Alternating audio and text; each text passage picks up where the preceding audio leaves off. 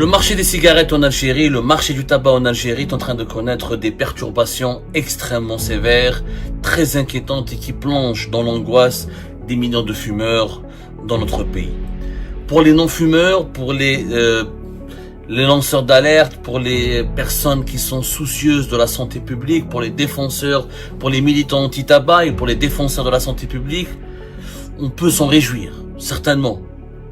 Mais malheureusement pour les millions de fumeurs en Algérie, c'est un drame au quotidien et c'est des difficultés qui se rajoutent à un stress quotidien et ça peut malheureusement alimenter des fléaux sociaux et ça peut engendrer une insécurité dans le pays, ça peut déstabiliser l'ordre social. Pourquoi? Parce que vous le savez, vous êtes bien placé pour celles et ceux qui fument pour savoir que c'est une addiction.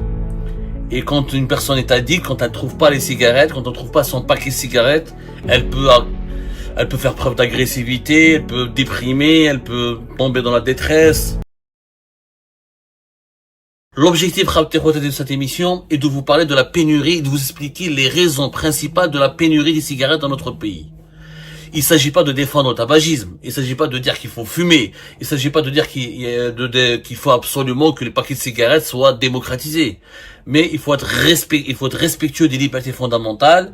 Jusqu'à preuve du contraire, fumer n'est pas interdit, ce n'est pas un crime dans notre pays. Il y a des fumeurs, leur nombre est très important. Dans notre pays, il y a plus de 6 millions de fumeurs. Au quotidien, selon les statistiques les plus sérieuses et les plus fiables, il y a presque 4 millions de personnes qui fument quotidiennement. Plus exactement, plus de 3,6 à 3,7 millions de personnes. Depuis pratiquement depuis la mi-juin et depuis le début du mois de juillet en cours, la production des cigarettes en Algérie a chuté de 60%, a-t-on pu confirmer au cours de nos investigations.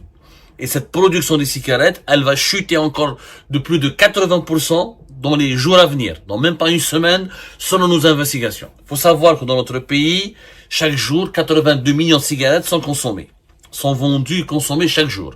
On fait partie des 3-4 grands pays africains en matière de consommation de tabac et en matière de tabagisme. La chute de la production s'explique par quoi? Parce que depuis plusieurs jours, les services de sécurité en Algérie ont créé des brigades mixtes, police, gendarmerie, services secrets, tout le monde enquête et on essaie de nous faire croire que ce sont les fabricants, notamment la société algéro-émirati Lastime, qui détient 75% des parts de marché en Algérie et ses distributeurs aussi grossistes qui seraient à l'origine de cette pénurie. C'est un mensonge, c'est une grossière manipulation et c'est une arnaque. Encore une fois, après le scandale des moutons, après le scandale des pneus, après le scandale de certains produits alimentaires, après le scandale des médicaments, comme les produits anesthésiants, voici encore une fois le scandale des cigarettes en Algérie. Cette pénurie des cigarettes, elle s'explique par une raison très claire. Nous avons pu le confirmer au cours de notre enquête et je défie les autorités algériennes de le démentir. L'importation de la matière première, qui est le tabac pur qui est utilisé pour fabriquer des cigarettes, son importation a été interdite par les autorités algériennes aux principaux fabricants des cigarettes de marque étrangère, notamment de la marque Marlboro. Les Marlboro rouges sont les paquets de cigarettes les plus consommés dans le pays.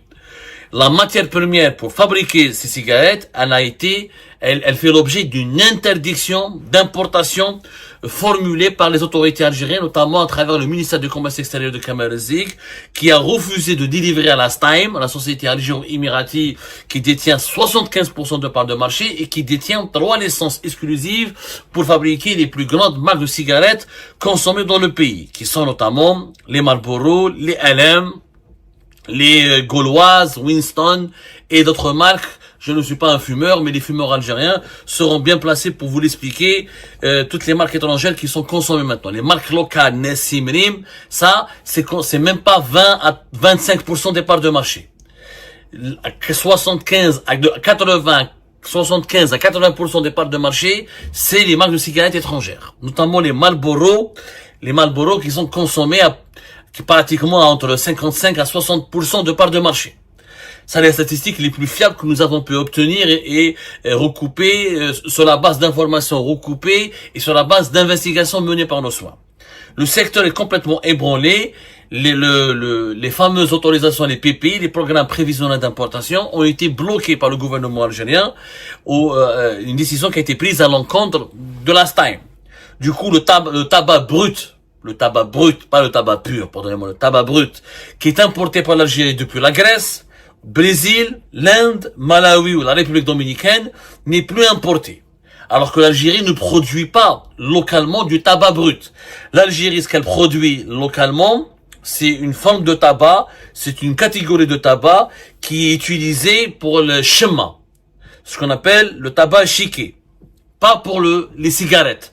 Le tabac brut, la catégorie de tabac qui est nécessaire pour la fabrication des paquets de cigarettes, et l'Algérie ne le produit pas. L'Algérie, selon les chiffres, consacre à peine 0,2% de ses terres agricoles pour la production de tabac.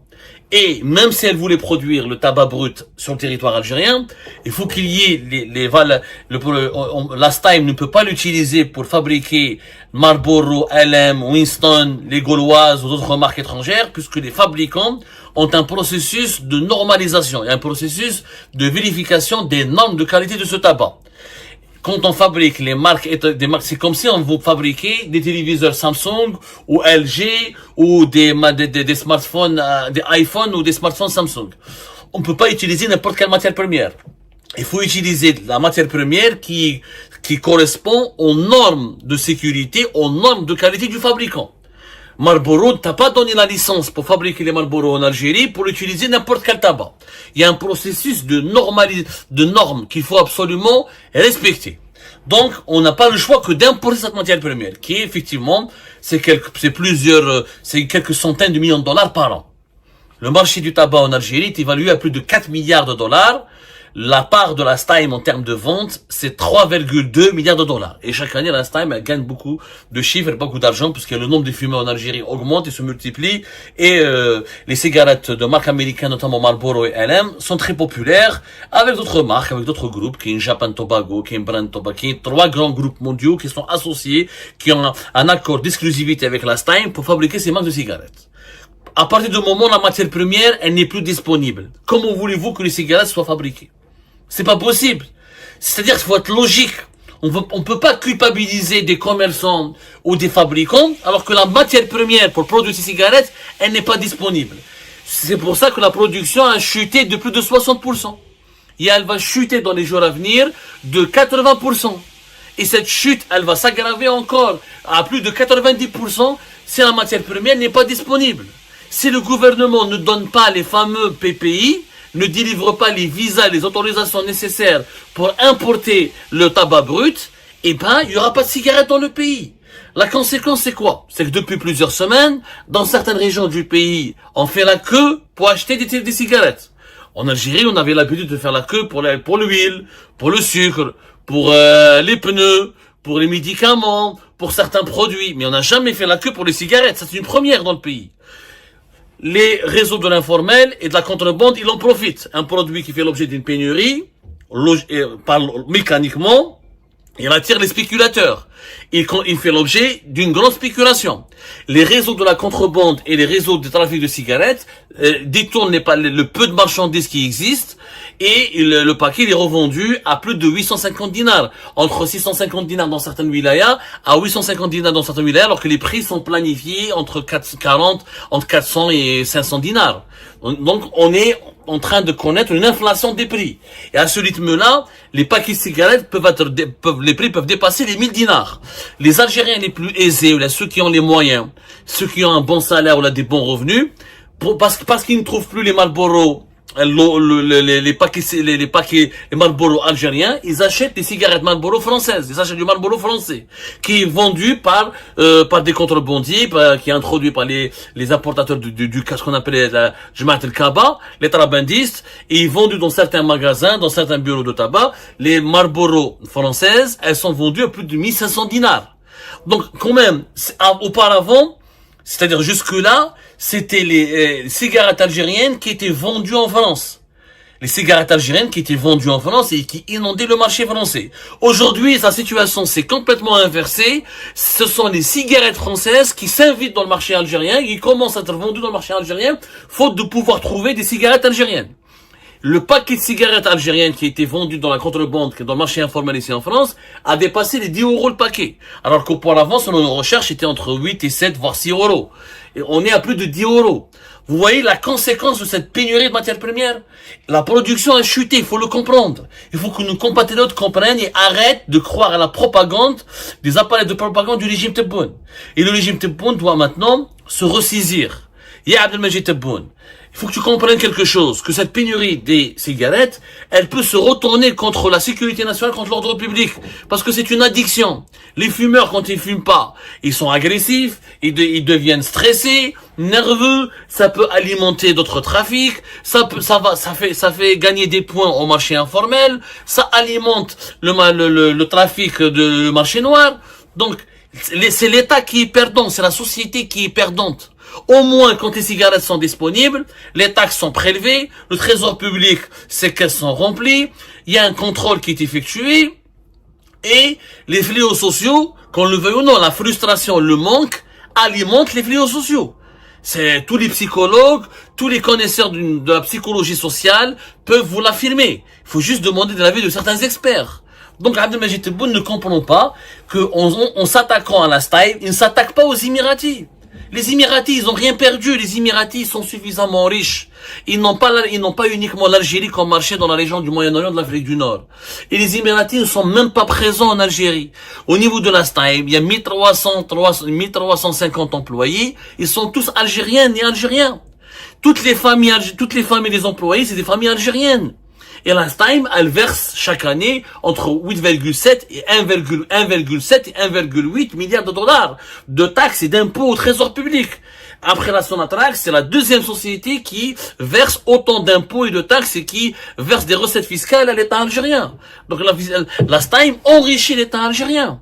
Donc en cassant la STAIB, on est en train de créer quoi? De créer des pénuries sur le marché, de créer, d'alimenter, de favoriser le trafic de cigarettes et le marché informel, de provoquer une chute des recettes fiscales pour le trésor public, et on est en train d'appauvrir et de plonger dans l'incertitude l'avenir de 1350 familles, qui sont tous des familles algériennes.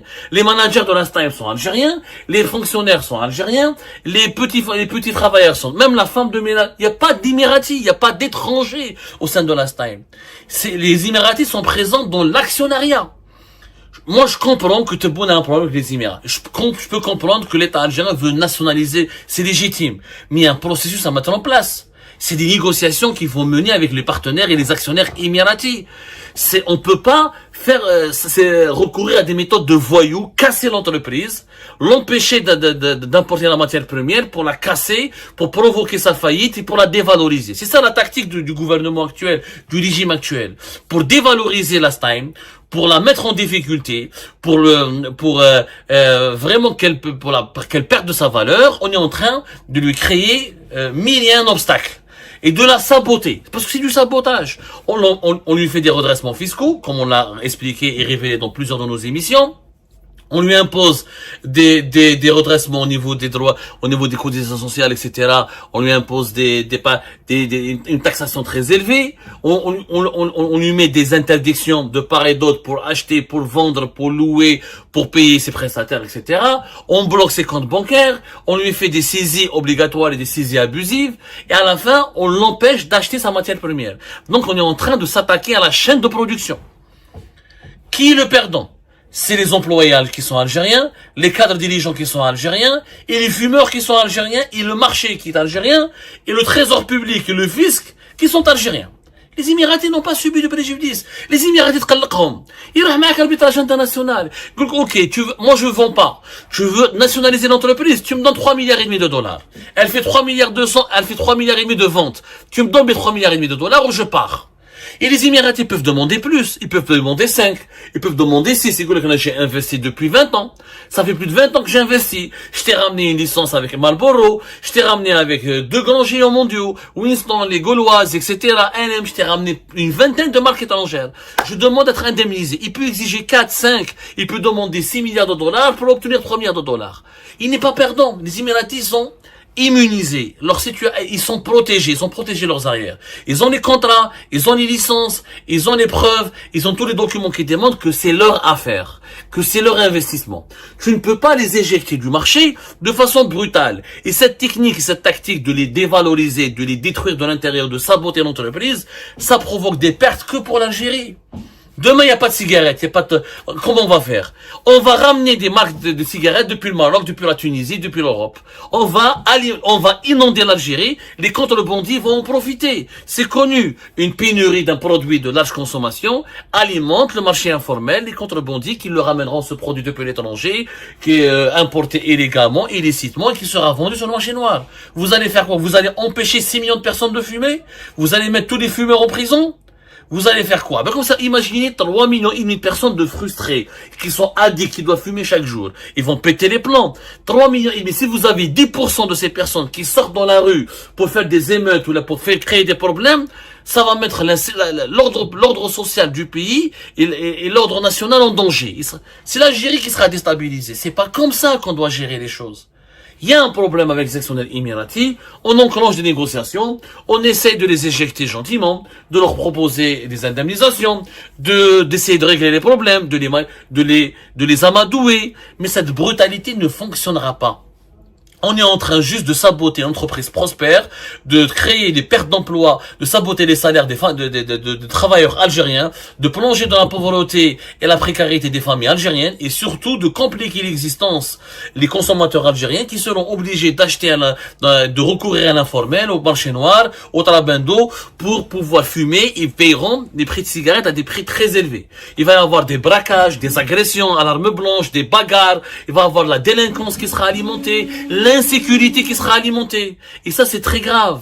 C'est très grave pour la société algérienne, c'est très grave pour notre pays, et ce n'est pas dans l'intérêt de notre pays. Donc je lance un appel à Abdelmajid Tebboune, revenez à la raison, monsieur Tebboune, laissez la Staim importer sa matière première, laissez-la fonctionner, l'entreprise fonctionne. Vous voulez récupérer la Staim, mais récupérez-la en tant que fleuron, qui rapporte de l'argent, récupérez-la en tant que machine, qui ramène du fric. Mais si vous cassez cette entreprise, vous allez récupérer quoi? Vous allez récupérer une épave, vous allez récupérer un cadavre qui est mourant, vous allez récupérer l'entreprise qui est en faillite. Ce n'est pas intelligent. Alors revenez à la raison et écoutez les gens qui sont censés, de grâce, il y va de l'intérêt de notre pays, de la stabilité de l'ordre social et de la santé publique de plusieurs millions de fumeurs.